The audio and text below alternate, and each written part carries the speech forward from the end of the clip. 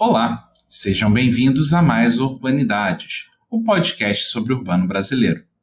Meu nome é João Freitas, o seu anfitrião, e estou hoje na companhia de Jaqueline Moraes Teixeira. Tudo bem, Jaqueline? Seja muito bem-vinda.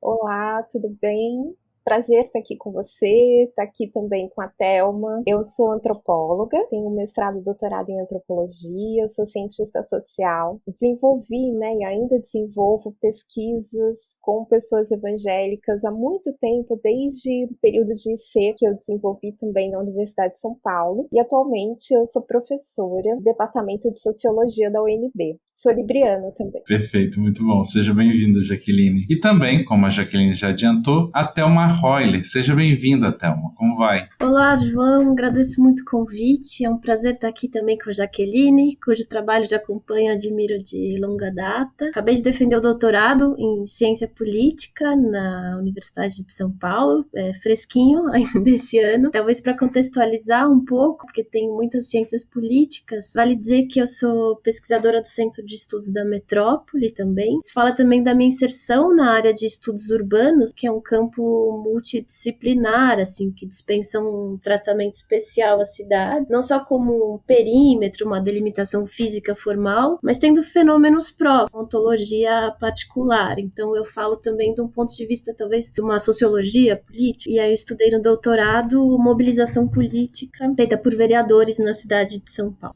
Muito bom. Muito bom. Esse é o 5º episódio da série Na Cozinha da Pesquisa e a gente tem se debruçado sobre os desafios metodológicos das pesquisas quantitativas e qualitativas. A gente entende que o objeto de vocês se encontra sob esse guarda-chuva da mobilização política, mas acho que seria interessante a gente começar a nossa conversa com vocês contando um pouquinho sobre o que é esse objeto de estudo de vocês e como que essa pesquisa se desenhou. Essas pesquisas se desenharam, melhor dizendo. No meu caso, eu sempre tive interesse por religião e principalmente por pensar essa questão do crescimento evangélico. Tinha uma outra questão também que me interessava muito sempre, é a questão de gênero. Então, como de alguma maneira articular a temática de gênero para pensar o crescimento ou algumas questões específicas na população evangélica brasileira. Para fazer isso, principalmente dentro de uma perspectiva antropológica, foi fundamental realmente sempre construir perguntas e questões atravessadas muito por um viés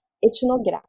Então, a etnografia sempre foi central nas minhas pesquisas, o que realmente resultou num processo, na verdade, muito longo de acompanhamento de cultos, reuniões, de cursos, enfim, toda uma série de questões que, de alguma maneira, me ajudaram, a pensar especificamente a construção de uma concepção de política que tivesse muito atravessada por um viés de uma microfísica das relações de poder. E aí, olhando especificamente para as mulheres e o modo como, principalmente na cidade de São Paulo, no contexto da Igreja Universal, essa inserção das mulheres numa igreja neopentecostal se interseccionava com uma série de outras temáticas. A gente está falando de mulheres majoritariamente negras, a gente está falando de mulheres das classes C, D e E, e fundamentalmente da classe D. E a gente está falando de mulheres também com uma vivência muito significativa em algumas regiões da cidade de São Paulo, principalmente no extremo leste da cidade, no extremo sul da cidade. Então foi super importante também construir um pouco o cruzamento desses itinerários e como é que isso, de alguma maneira, trazia algumas concepções específicas para essa relação com uma igreja e fundamentalmente para pensar uma percepção realmente que elas tinham de política e de determinadas moralidades, da importância da temática da família. Foram, entre contando mestrado e doutorado, praticamente quase 10 anos de campo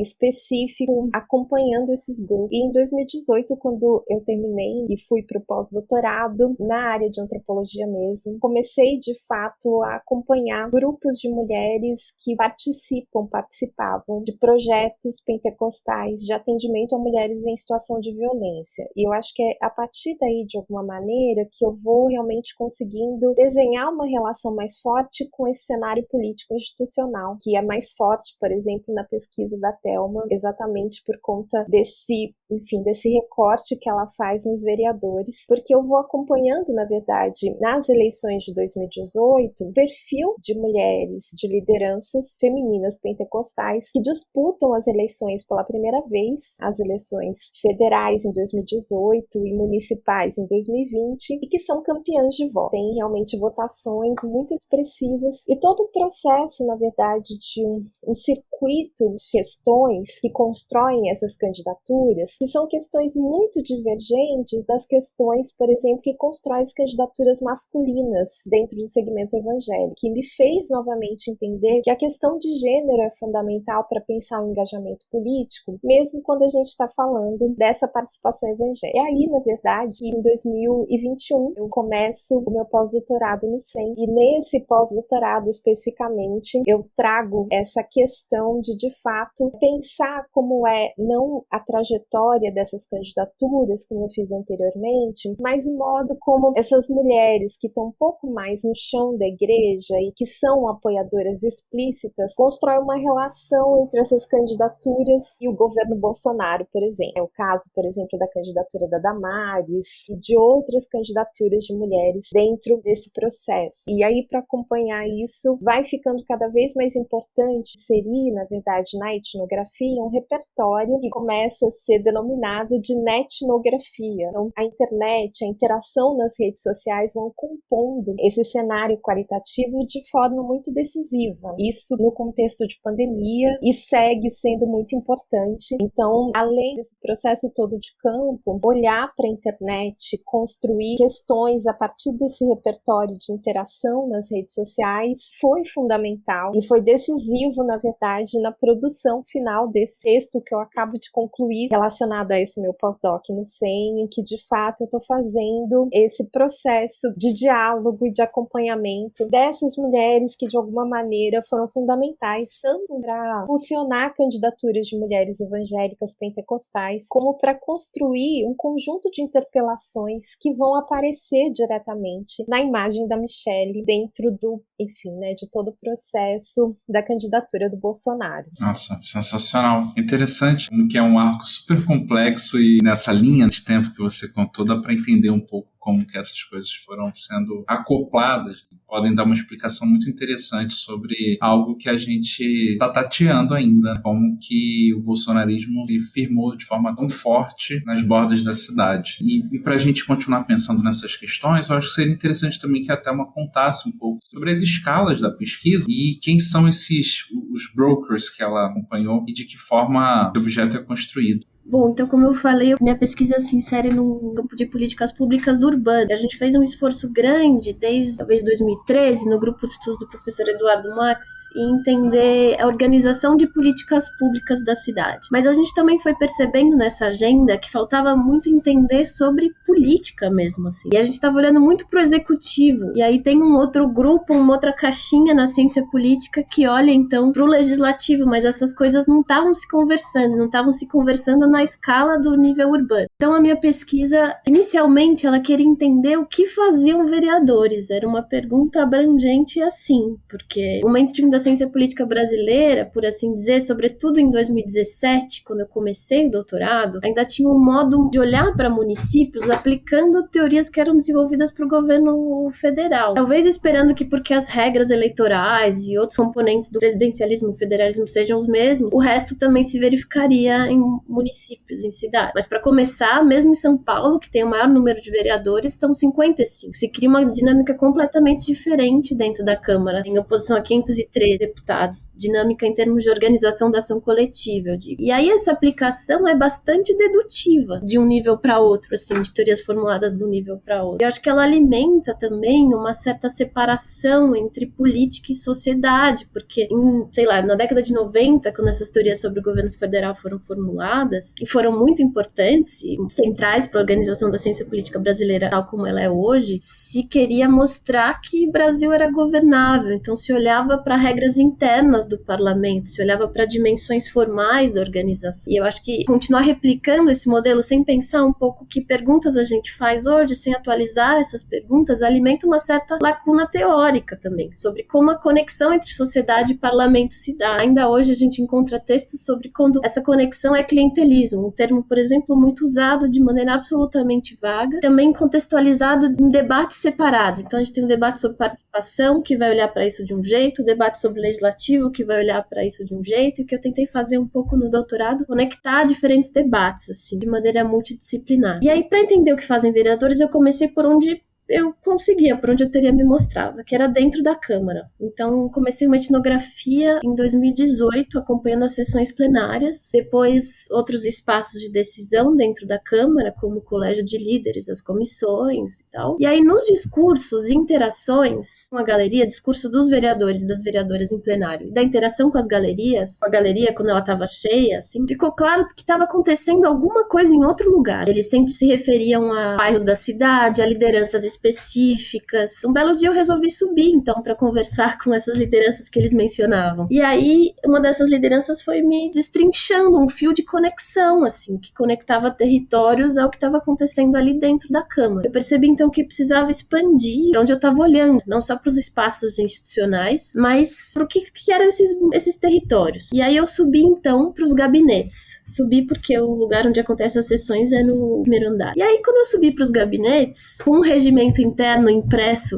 embaixo do braço, sabendo que então eu teria que encontrar 18 assessores ali, eu nunca encontrei mesa para mais que 9 assessores, assim, né? E onde estão as pessoas? Eu perguntava. E aí a resposta que eu ouvia sempre é: estão na rua. Eles estão na rua, os assessores estão na rua. O que é essa rua? Então eu fui pra rua para tentar entender. E aí tem toda uma saga sobre como essas relações com os brokers foram construídas. Foram muitas tentativas que não deram certo, assim, não resultaram em vínculos de confiança que a pessoa me permitiu acompanhar o seu cotidiano. E acho importante falar sobre isso porque, de fato, é uma pesquisa custosa em termos de tempo. E acho que também o modo como os prazos e as coisas acontecem acaba criando um certo desafio a construir, de fato, essas relações que exigem um certo tempo de maturação.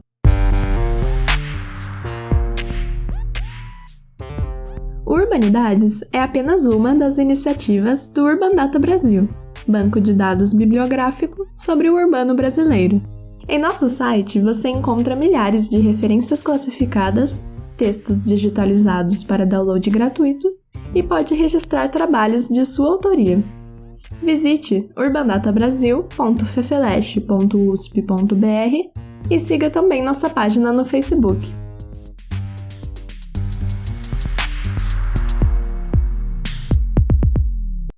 Bom, e aí eu fui, então, tentar me aproximar dessa rua, para entender o que é estar na rua. Foi um processo bastante longo, conseguir construir vínculos com alguma profundidade, uma relação de confiança com essas pessoas que eu chamo analiticamente de brokers, mas que são assessores formalmente contratados ou não dos políticos. E minha ideia, então, era acompanhar o cotidiano dessas pessoas, articuladores políticos. É muito difícil simplificar como chamá-los, porque esse é, inclusive, um dos achados da pesquisa. Eles ocupam múltiplas posicionalidades, estão inseridos em várias redes, e essa é uma das riquezas deles para esse mercado político, assim. Então, brokers, que é um termo que a gente não traduz muito bem para intermediários, a gente usa cabo eleitoral, que é um termo muito ruim, são muitas vezes, simultaneamente, liderança de movimentos sociais, líderes na igreja, ocupam vários conselhos participativos, assim, de gestão de UBS, CONSEG, Conselho Tutelar, e são assessores também legislativos, formalmente contratados ou não. E aí, em cada uma dessas posições que eles ocupam, eles estão defendendo o grupo e mediando muitas coisas. O mandato, que é uma categoria que se tornou central, a partir então de entender o que fazem vereadores, e aterrisei no que são mandatos, a partir do acompanhamento do que fazem esses brokers. Se tornou uma categoria central para entender a conexão territorial, essa conexão entre políticos e sociedade. Mandato tem uma fama agora na inovação dos mandatos coletivos, mas acho que antes mesmo da gente falar disso, precisa entender o que é mandato. Ela é uma categoria é central para entender representação política, como os políticos formam a sua base territorial, especialmente nas nossas regras em que, enfim, a cidade inteira pode votar na política, que a gente percebe alguns padrões e alguns agrupamentos na cidade. A gente tem em inglês um termo para isso, que é constituency, também não traduzido, eu acho que expressa também uma certa lacuna nossa em entender a formação desses grupos, mas é um nome melhor do que só eleitorado, porque eleitorado nos leva só para o momento eleitoral, e essa construção é feita durante todo o período de incumbência.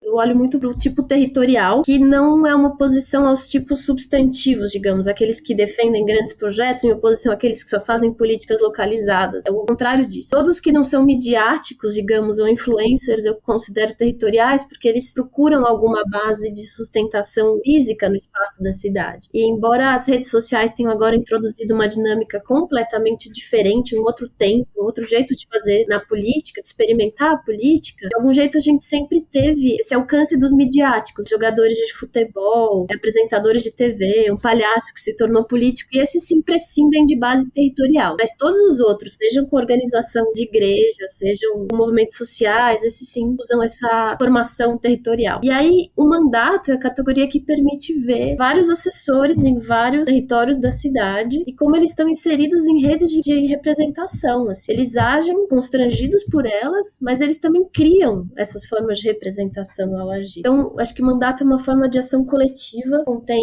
esses atores, práticas, dinâmicas e uma economia política própria. Minha pesquisa, então, tratou desses elementos, assim. Não só exemplificar como acontece, mas um tratamento teórico a isso. E aí, então, para entender mandato e representação, eu propus um duplo movimento, assim, em relação à representação. Entender a representação não só como um aparato de regras e instituições de governo, no sentido, é eleito, então voto garante representação, mas como prática, porque aí então eu fui entender como essa prática é construída. Isso amplia nossa lente analítica para além dos dispositivos formais, como esse termo geral é tratado, como, sei lá, projetos de lei, emendas orçamentárias. Evidentemente, esses dispositivos fazem parte da representação, mas a representação no dia a dia é maior do que isso. O segundo movimento em relação à representação, eu acho que tem a ver com questionar o modelo da congruência, né? Que é, em geral, pressuposto, nunca também muito tematizado, mas pressuposto nos debates. Nesse registro da congruência, os conceitos de accountability ou responsividade, eles não partem muito de como as coisas acontecem, mas de um certo ideal de como devia acontecer essa relação de representação e representado.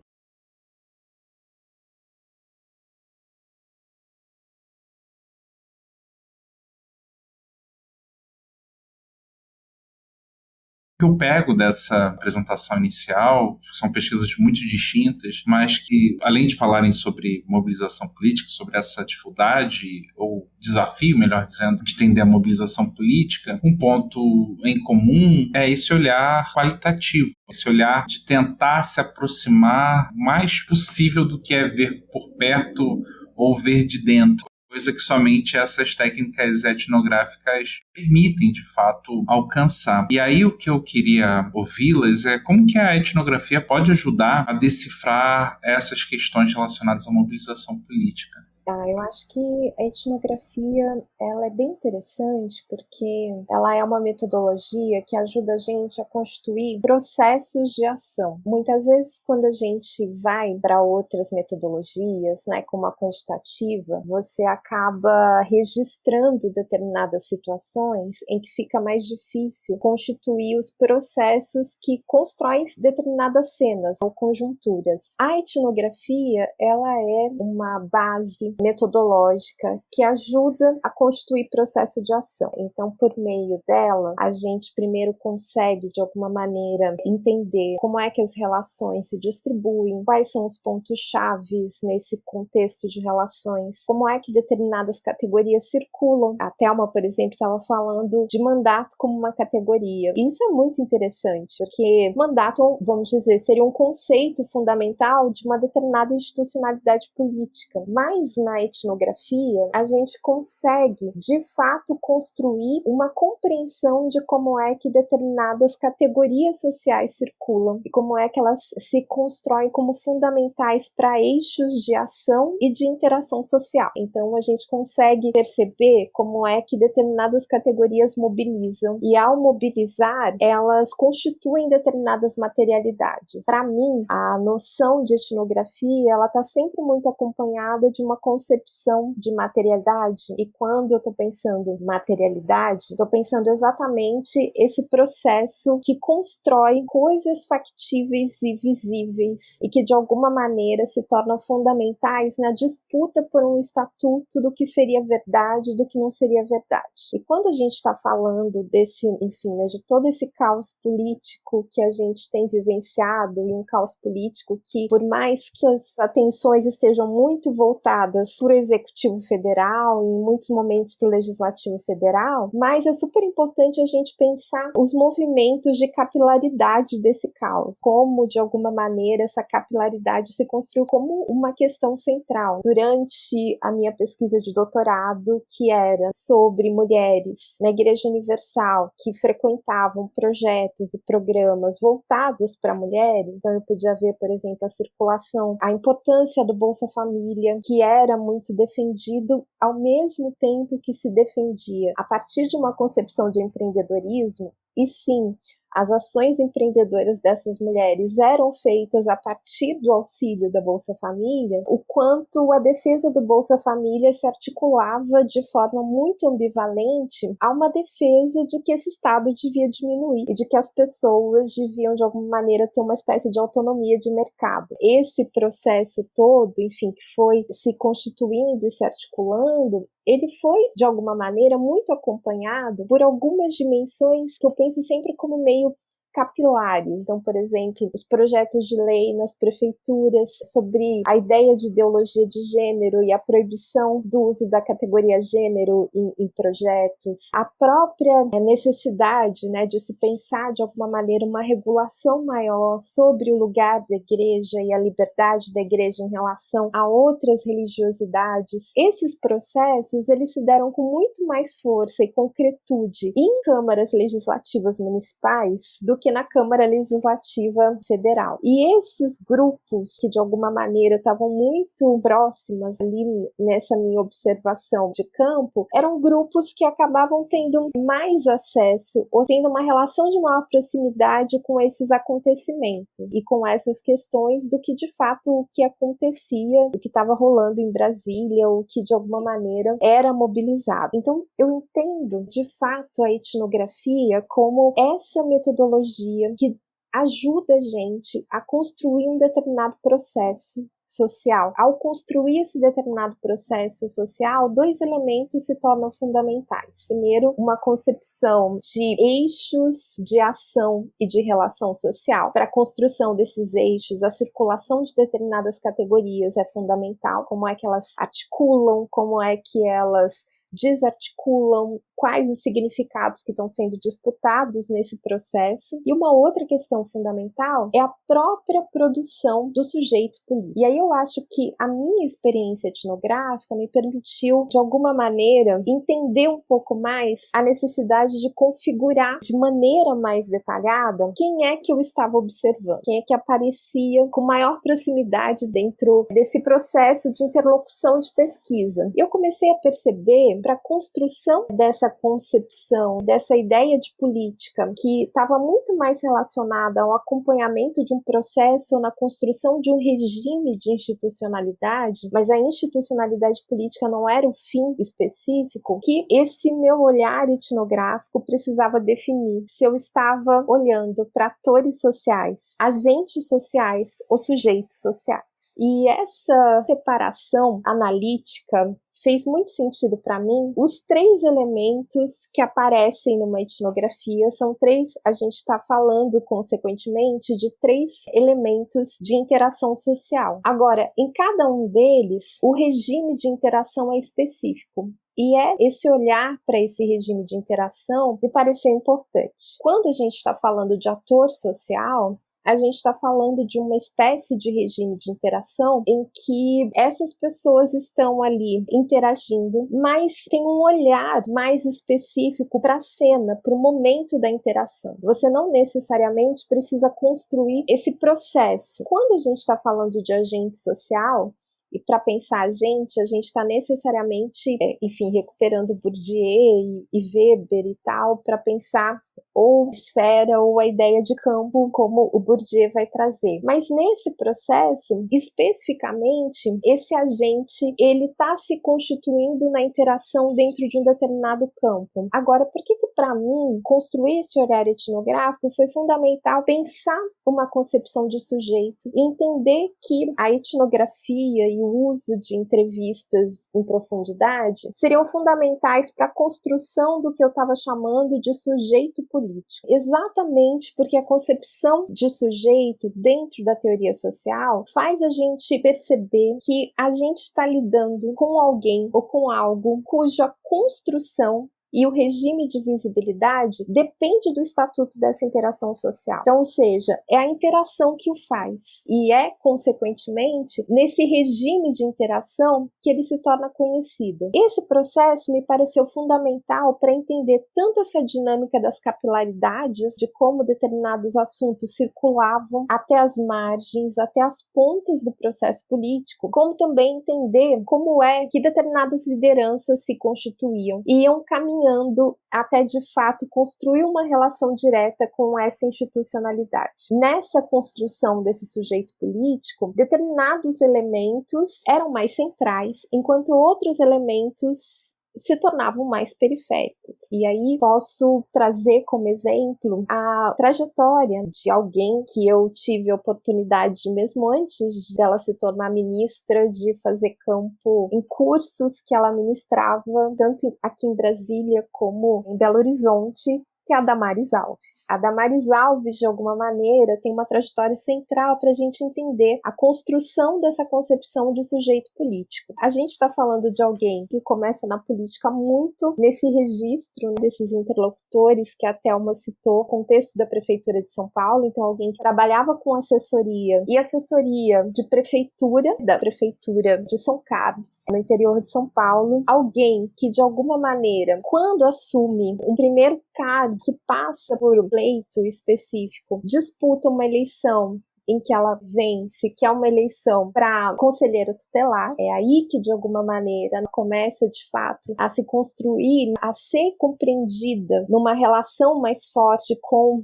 a questão da infância e dos direitos infantis, mas esse processo etnográfico que vai cada vez mais, não apenas compreendendo a circulação de determinados cursos, conteúdos, livros, mas também essa interação da internet como algo que vai ficando central, e o que de alguma maneira passa durante esse contexto de 2010 a 2018, fazer com que a Damares se tornasse uma mulher com um reconhecimento nacional no campo evangélico, entre mulheres evangélicas, principalmente as pentecostais, é porque a Damares começa a se envolver na abertura de programas para atendimento de mulheres em situação de violência. E a questão da violência doméstica, então, é esse entendimento de ser alguém que defendia um direito específico para as mulheres. A Damares, mesmo nesse contexto de ser assessora de parlamentares da Frente Parlamentar Evangélica em Brasília, se torna conhecida e passa, de alguma maneira, a ocupar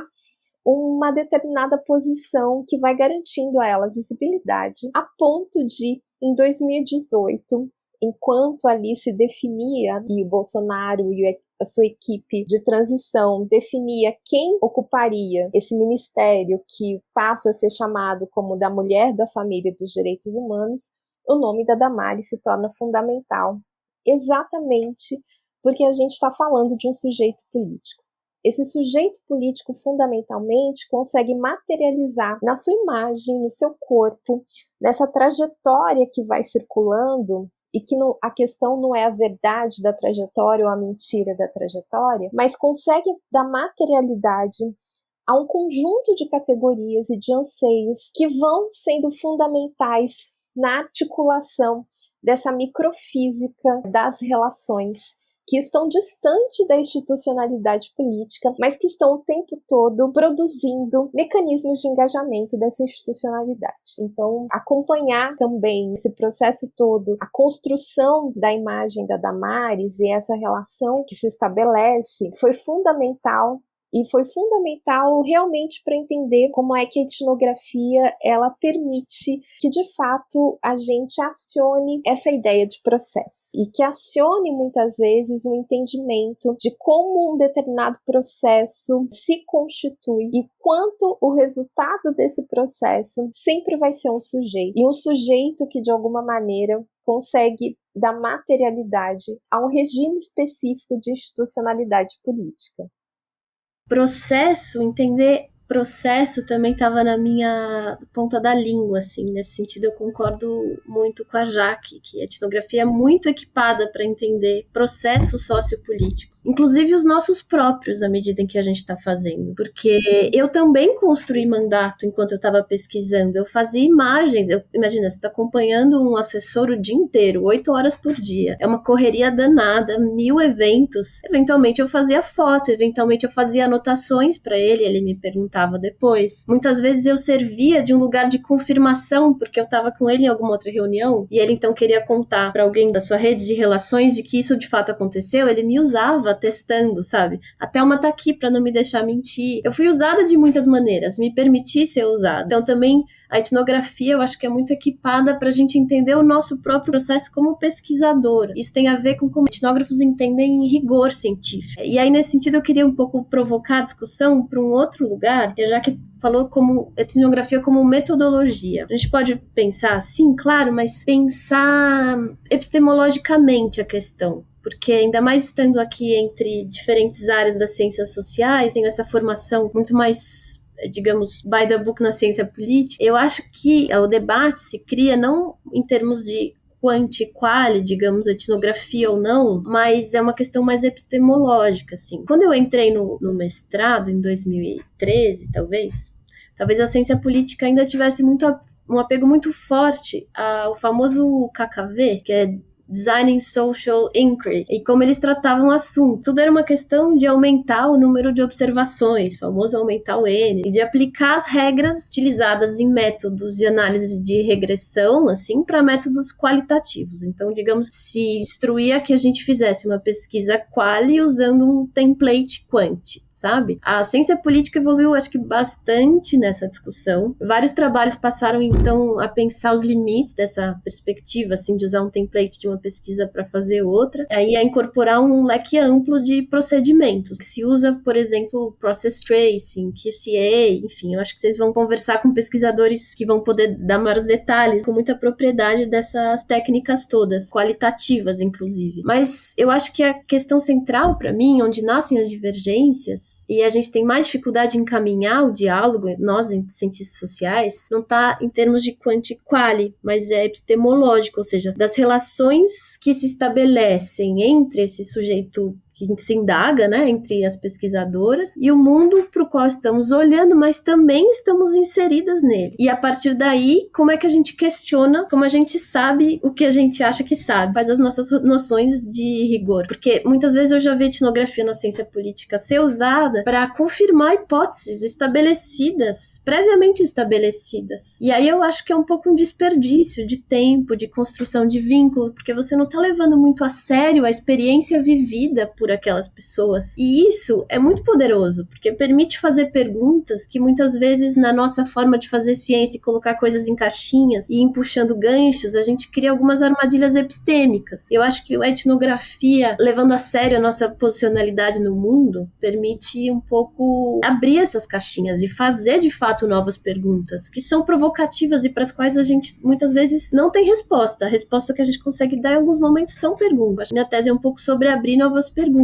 nesse sentido. E aí eu acho que a etnografia é uma maravilha, assim. E aí também uma outra provocação seria, eu fiz uso de bases de dados quantitativas, digamos, usando estatísticas básicas. Eu usei uma base com todos os projetos de lei submetidos e aprovados ou não, de 92 a 2020. Analisei o tempo de tramitação, se foi vetado ou não, alguns indicadores, digamos, clássicos para olhar esse tipo de coisa. Mas ao fazer isso, eu acho que eu usei uma certa sensibilidade etnográfica. Desde a leitura da própria base de dados, eu fui conversar com o burocrata da Câmara que produzia o dado, para entender exatamente o que ele significava, assim, a qualidade do dado. E daí também desconstruir alguns indicadores, como o veto, usado como indicador de prerrogativa de um poder sobre o outro. Na realidade da Câmara Municipal é uma concertação, é um recurso de concertação entre poderes, muito mais do que um poder sobre o outro. E isso muda toda a história. Usar a coisa desse jeito, eu acho que muda o potencial de etnografia.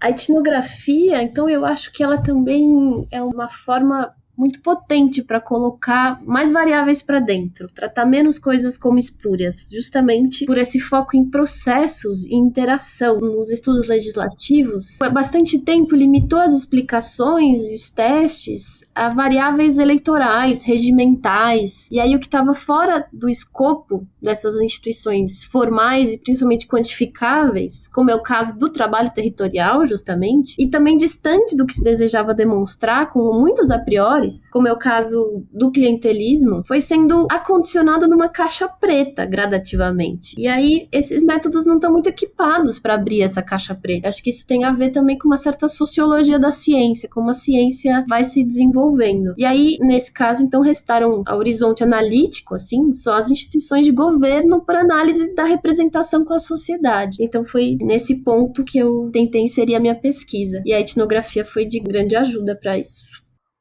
Dando um pouquinho de continuidade com esse ponto que a Thelma trouxe, de que a etnografia ajuda a colocar várias coisas para dentro, mas ao mesmo tempo ela também coloca a nossa necessidade de pensar alguns cuidados, né? E acho que muitas vezes na etnografia é meio que a gente é que é encontrado. Então eu acho que a etnografia é essa metodologia em que muitas vezes a gente tem que se deixar se encontrar. É claro que isso não impede, né, ou isso não deixa de colocar de fato a importância da construção de um problema de pesquisa, obviamente de um projeto, de quais as questões que está se tentando pensar, mas é muito comum que de alguma maneira, à medida em que a gente se insere numa pesquisa de campo, a gente vai descobrindo determinados elementos que são fundamentais para pensar esse problema de pesquisa e que são elementos que não estavam ali dados no momento em que a gente construiu as questões e construiu de alguma maneira as perguntas. Eu acho que a etnografia ela é uma metodologia que permite muito com que a gente vá,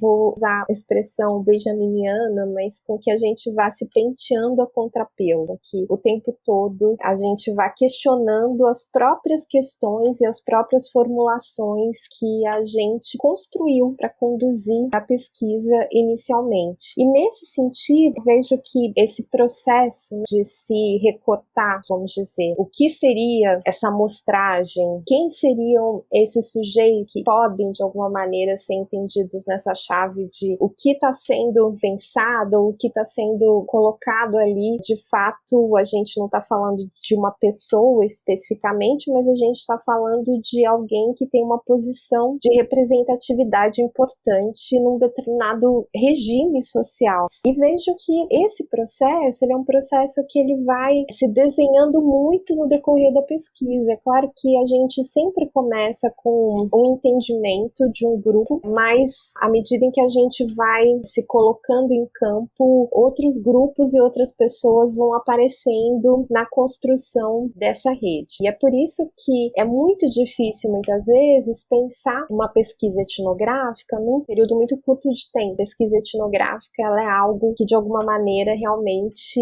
exige um tempo maior. No caso específico das minhas pesquisas, eu sempre entendi que esse olhar sobre esses sujeitos, ele estava muito voltado para de alguma maneira um entendimento de quem era importante para a construção de uma determinada concepção de público. E aí essa concepção de público, ela dizia respeito não não necessariamente a esse binarismo do público versus privado, mas do público para pensar de alguma maneira quem era sempre visto e ao ser visto conseguia trazer a público questões que eram de grupos maiores. E aí, para pensar isso, é óbvio que eu comecei especificamente olhando para as lideranças. No caso, esse processo de etnografia na Igreja Universal, as lideranças elas eram importantes nesse primeiro momento de inserção de campo e de um lugar de onde eu gostaria de olhar. Mas claro que eu não estava interessada no Edir Macedo ou nessas outras lideranças que todo mundo olha muito mais e que inclusive constrói quase que uma perspectiva unitária que o Edir Macedo pensa, todo mundo pensa. Eu me propus a olhar para as lideranças femininas que de alguma maneira eu já estava olhando para um grupo que não era tão conhecido ou tão reconhecido para fora desse ambiente mais específico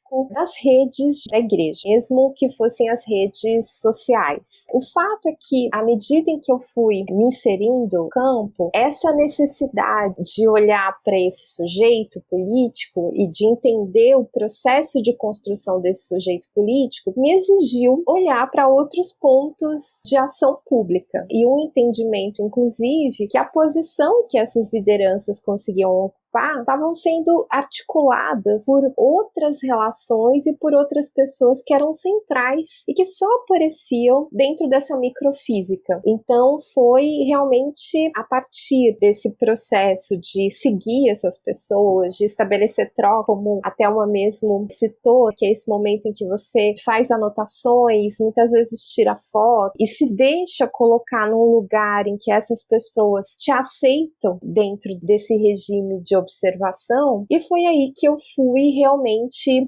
aprimorando e entendendo que esse olhar que eu havia construído inicialmente para essa rede de liderança de maior visibilidade, eu precisava olhar mais para baixo e entender essa microfísica. E foi aí, de fato, que outros sujeitos apareceram e que circulam muito, mas que a gente não ouve falar, porque elas ou não são da família Macedo, ou porque não estão, muitas vezes, no Sudeste, ou nas cidades de São Paulo e no Rio, e por aí vai. Então, eu entendo que a etnografia, ela é esse recurso que permite com que a gente vá sempre aprimorando esse olhar e vai sempre também se afetando pela dinâmica daquele campo. E, consequentemente, a gente vai entendendo que para sustentar essa formulação inicial, ela vai exigindo com que a gente vá aprimorando esse olhar e vá pensando outras pessoas. O que de fato permite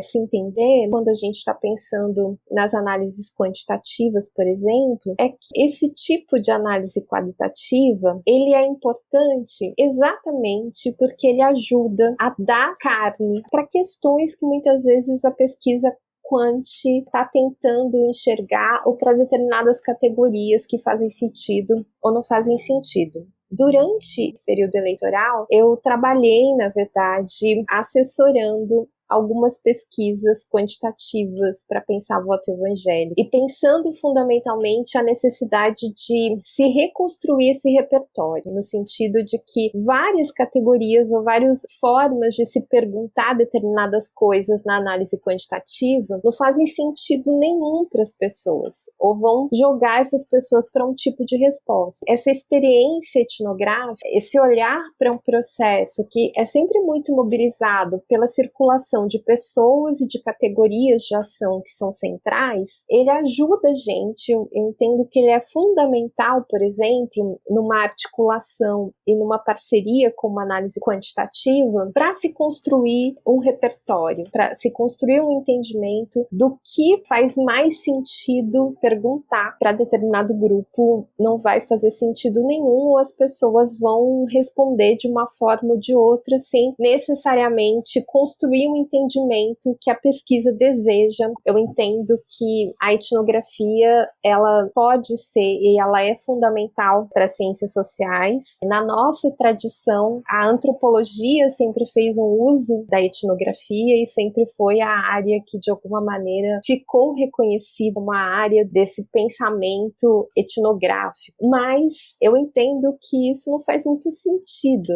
E eu acho que, dando continuidade a essa questão da epistemologia que Thelma também trouxe, também entendo que a etnografia é esse lugar realmente de construir possibilidades de novas epistemes científicas e que, consequentemente, ela é fundamental tanto numa construção de pesquisa dentro da ciência política como numa construção de pesquisa dentro da sociologia. Foi muito bom ouvir a Jaqueline falando, né? Eu acho que ajuda a gente a entender outras possibilidades para a etnografia. Eu acho que esse é um exercício importante de todo pesquisador, de esticando essa corda, ampliando essas fronteiras. E aí, Thelma, eu também queria ouvi-la sobre esse processo do que a gente está chamando aqui de validação dos dados. Como reconhecer ali no momento do campo que as informações obtidas com determinado sujeito de pesquisa informa sobre o processo maior que está sendo pesquisado? Acho que eu vou começar um pouquinho antes, comentando o que a Jaque falou sobre a gente ser escolhido. Eu comecei a pesquisa, na verdade, com tipos ideais, justamente para evitar fazer generalizações de casos absolutamente particulares e entender a abrangência do que eu estava estudando. Como eu não tinha um grupo específico, um território específico, eu imaginei tipos ideais de políticos, digamos, e de dois espectros distintos, assim, centro-direita e centro-esquerda. E me esqueci com isso que a pesquisa é relacional, a etnografia é relacional, assim, não tem como ser dada a priori esse desenho. Como a Jaque estava falando, essa coisa vai se desenhando no percurso. E aí, esses, digamos, vereadores ideais, de quem eu tentei me aproximar, deles e de seus assessores, eu tive que abrir mão em algum momento. Digamos que ou era considerada uma espiã, ou eu sentia a minha integridade física ameaçada. E aí não tem como você continuar acompanhando o cotidiano, procurando construir um vínculo com alguém que não quer construir um vínculo com você. Então, nesse sentido, é muito fácil perceber como a etnografia é relacional. Então, eu tive que adaptar parcialmente o tipo de pessoas que eu acompanhei. Não falo quais são os partidos, mas isso acaba sendo descrito de várias maneiras ao longo da tese. E aí, o que eu fiz foi fazer uma triangulação. Fiz mais de 80 entrevistas também, para entender onde se inseria aquilo que eu via, qual era o contexto mais geral e em que eram coisas particulares e em que eram coisas gerais. E eu acho que a etnografia também é muito bem equipada para isso, para essa conexão entre o geral e o específico, que a gente tem que fazer o tempo inteiro esse movimento, inclusive se colocando nele. E independente dessa grande quantidade de entrevistas que me permitiram fazer uma triangulação das falas, digamos, eu acho que mesmo se não existe isso, quando a gente se depara com um contexto muito específico, assim, aquilo tá no mundo, sabe? Então, também não tem uma preocupação da etnografia nesse sentido de conectar experiências tão particulares a contextos muito maiores. E as caixinhas também vão sendo construídas com coisas que a princípio estão desconectadas com o outro, mas você se depara com algo, registra e tá lá, mas pra frente alguém vem e pega o fio dessa meada. Ainda sobre o rigor, gostei muito dessa lembrança do Benjamin, da gente se pentear a contrapelo, porque a etnografia muitas vezes é vista como uma coisa um pouco sem rigor, um pouco solta, mas é o tempo inteiro se questionando sobre as premissas, sobre como a gente via com aquilo que a gente ouve, vê e sente, passa a interferir dali pra frente, né? Eu me lembro no começo do campo que eu tava excessivamente tensa. Eu achava que as pessoas estavam me ocultando informações o tempo inteiro, porque etnografar em contextos de poder, os interlocutores têm, na verdade, mais informação que você e dependem da omissão dessa informação, muitas vezes, para se movimentar estrategicamente nos seus campos de trabalho. Eu temia ser ingênua. Então, isso me deixava o tempo inteiro muito tensa e assumindo coisas, assumindo que as pessoas estavam me relacionando a grupos da esquerda e por isso estavam me omitindo informação. Alguns episódios me fizeram perceber que essa tensão estava criando movimentos de distanciamento, assim, não de aproximação. estão nessa rede de vínculo. E esse foi um exemplo justamente para mostrar como as próprias premissas, não só teóricas e analíticas, mas de como a gente se coloca no campo, são questionadas pela nossa própria inserção. O método é quase um meta-meta, é um meta-método. Eu acho que é só isso que eu adicionaria ao que a Jaque trouxe tão brilhantemente.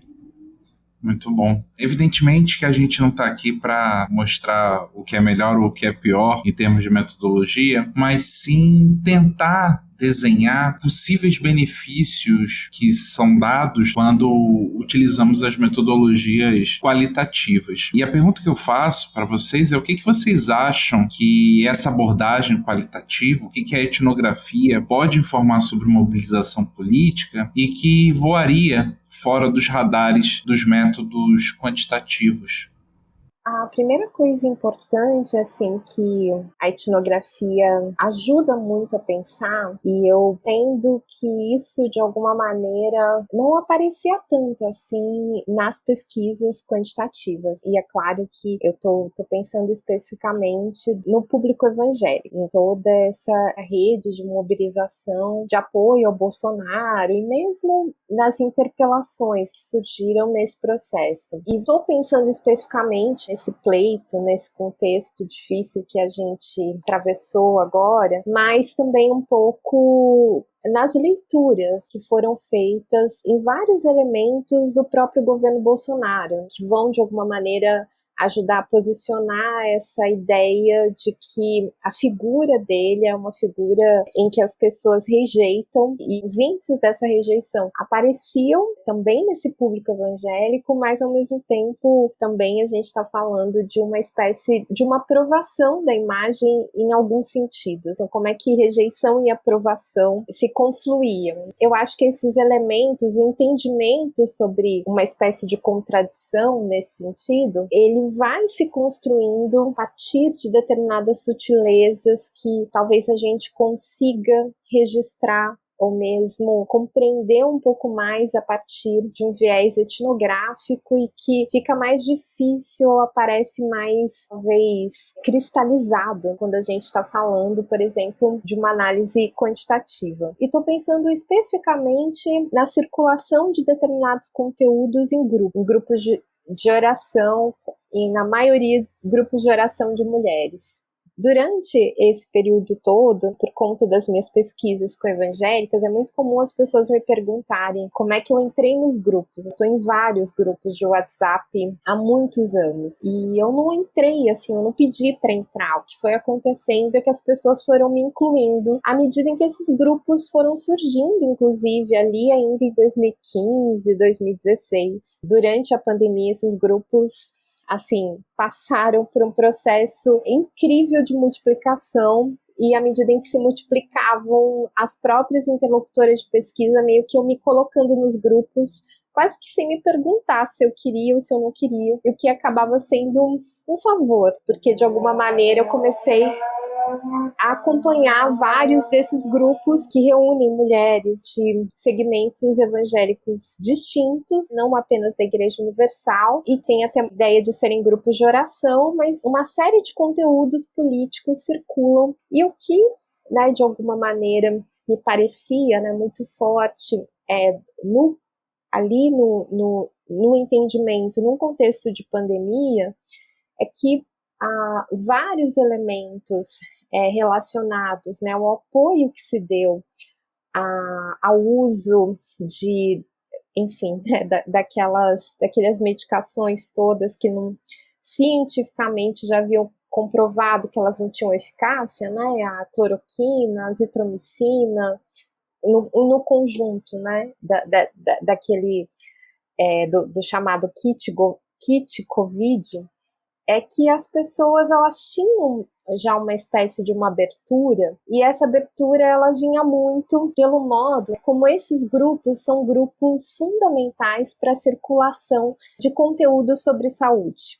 A gente fica com uma ideia que desses grupos de igreja só se circula coisa de igreja, versículo bíblico e não sei o quê. Quando na verdade não. A maior parte do conteúdo das mensagens são coisas de saúde. É chá para tomar, é coisa para emagrecer, é o que te impede de ficar resfriado pesquisas sobre determinada medicação, o que é bom para o estômago, que, consequentemente, durante a pandemia, a circulação desses elementos sobre saúde aumentou ainda mais. E não foi necessariamente porque havia uma relação direta com esses conteúdos e a circulação desses conteúdos via governo Bolsonaro ou apoio ao governo, mas é porque já havia nesses grupos uma gramática, um modus operandi que facilitava muito a circulação de saúde e de determinadas linguagens terapêuticas que se encaixavam bastante nessa ideia do kit Covid. Algo que perdeu força quando vem a coisa da vacina. E o que a gente, de alguma maneira, sempre indicou como sendo uma fragilidade importante que construiu o apoio ao governo por parte desses grupos evangélicos. Para a maioria desses grupos evangélicos, a vacina era uma coisa importante. Essa percepção do que é mais importante, de como é que se constrói a própria gramática dessa ideia de verdade, do que as pessoas se engajam mais, do que elas gostam mais de receber, eu percebo que é muito difícil construir esse repertório apenas a partir de uma análise quantitativa. Né? Mesmo que se faça pergunta. É muito comum, por exemplo, nas análises quantitativas sobre o público evangélico, não aparecerem a relação que as pessoas têm com influencers. E isso se dá muito porque esse público, que é um público muito forte na internet, porque a gente está falando de um público muito jovem, é um público que não necessariamente entende que determinada pessoa que ele segue é um influencer. Essa pessoa ela se encaixa numa outra categoria. Né? Ela vai ser uma pastora, ela vai ser uma cantora gospel, ela vai ser muitas vezes uma nutricionista espiritual, sim, existe isso.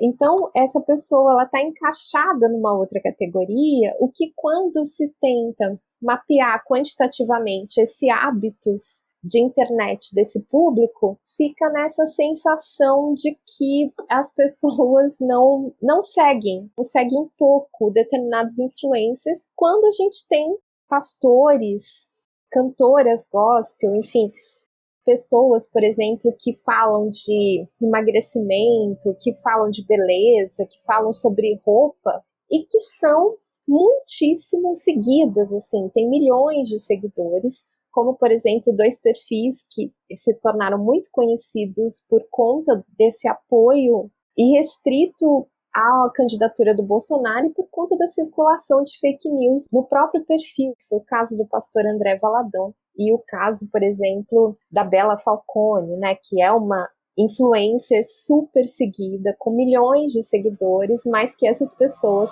crentes que a seguem, não a veem como, não a encaixam como uma influencer, né? Ela é entendida como terapeuta pastor, enfim, tem outras categorias que a encaixam. Nesse sentido, então, eu entendo que a análise, essa análise qualitativa, a etnografia, ela conseguiu, de alguma maneira, trazer elementos que estão nesse processo dessas microfísicas e que não são elementos que aparecem numa dimensão macro, mas que são fundamentais para construir a capilaridade, a importância e o engajamento a determinadas questões, que nas análises quantitativas isso não aparecia, né? Ou quando aparecia por meio de um outro dado que ficava meio sem sentido, né? Então, eu entendo, na verdade, que a pesquisa etnográfica ela foi fundamental para o entendimento mesmo desse processo, dessa conjuntura, e para um entendimento específico sobre a produção, né, de qual a justificação ética construída para se pensar o apoio dos evangélicos e principalmente das evangélicas que são contra-armamentista, enfim, que defendem determinadas políticas públicas ao governo Bolsonaro, né? Então, eu acho que a etnografia ela foi fundamental para ajudar na construção de determinados repertórios analíticos para as pesquisas quantitativas sobre essa conjuntura política atual. E ela tem sido fundamental porque, de alguma maneira, ela de fato ajuda a produzir conhecimentos sobre essa microfísica de relações e o que faz mais sentido e o que, de alguma maneira, engaja mais para esses públicos.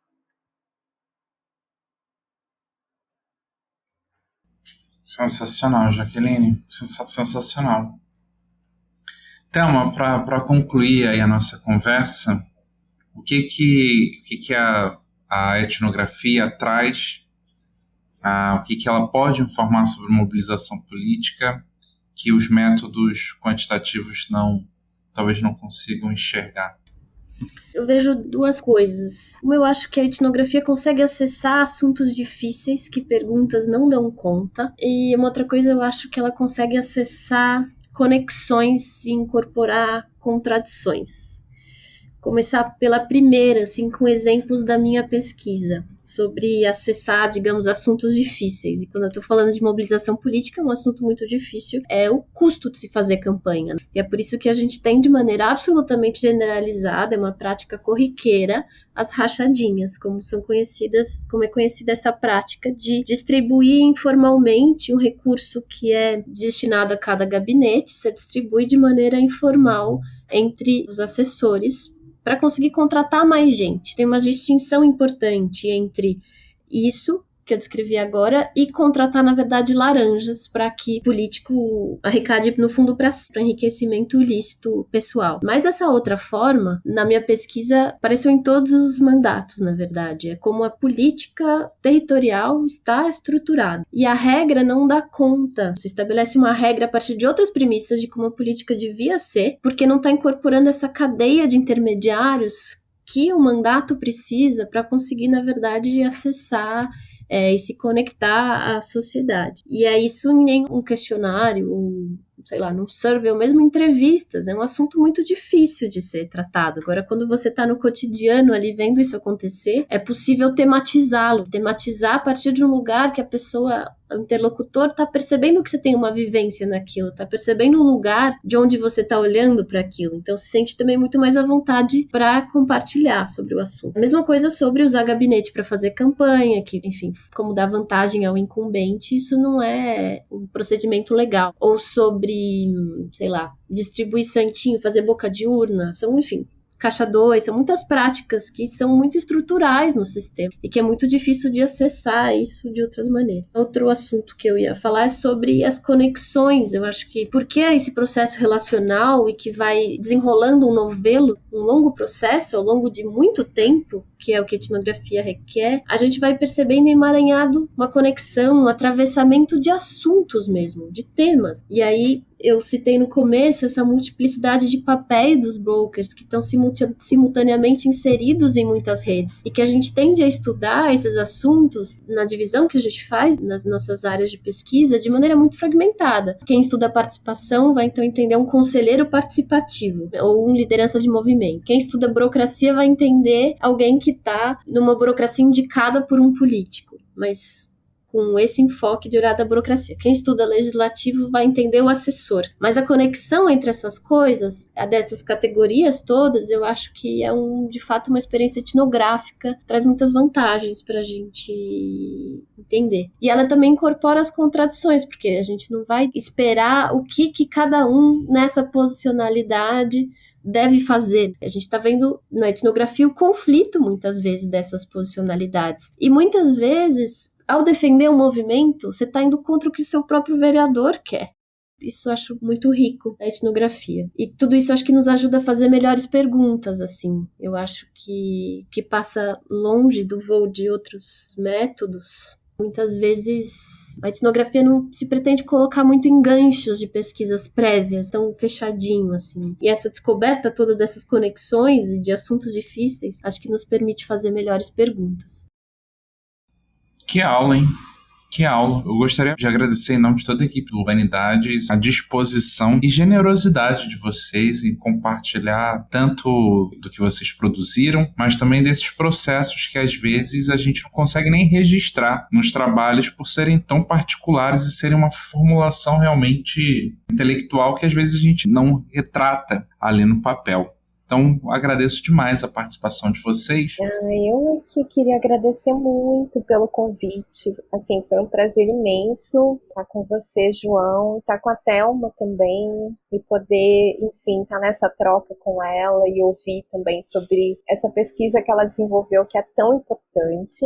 Bom, eu, na verdade, eu acho que um artigo que foi lançado agora muito recentemente na revista Sínteses da UF, que é um artigo em que eu falo um pouco sobre essa questão dos direitos humanos e, de alguma maneira, sobre como a imagem da Damares constrói várias materialidades nesse sentido em relação ao público evangélico. E tem um livro, na verdade, que foi a minha pesquisa de mestrado, segunda edição, que está disponível no portal de livros abertos da USP. Então, qualquer pessoa que tiver interesse pode baixar o PDF. E esse livro, na verdade, se chama A Mulher Universal, que é Corpo, Gênero e Pedagogia da Prosperidade, em que eu falo, assim, acho que mais desse processo inicial etnográfico do mestrado, né, de acompanhar esse público de mulheres na periferia de São Paulo e rumo, né, às igrejas sedes da Igreja Universal. Eu também queria agradecer muito a oportunidade, o convite, uma delícia trocar com vocês. Eu não tenho muito jabá meu a fazer, eu nem sei se a tese está disponível no site da USP, porque eu acabei de defender, mas deve estar. Eu tenho 4 artigos, assim. Está assim que eu a consultei.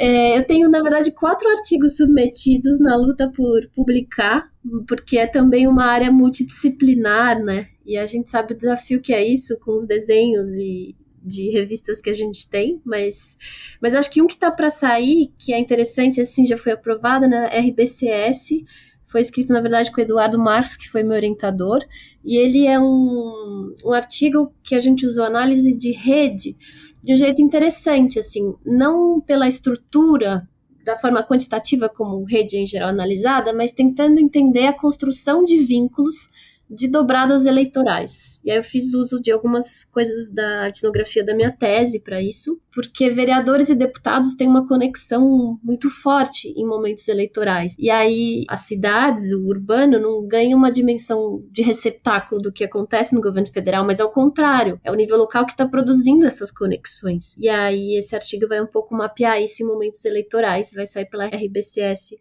a qualquer momento. Acho que esse é o jabá. Muito obrigada.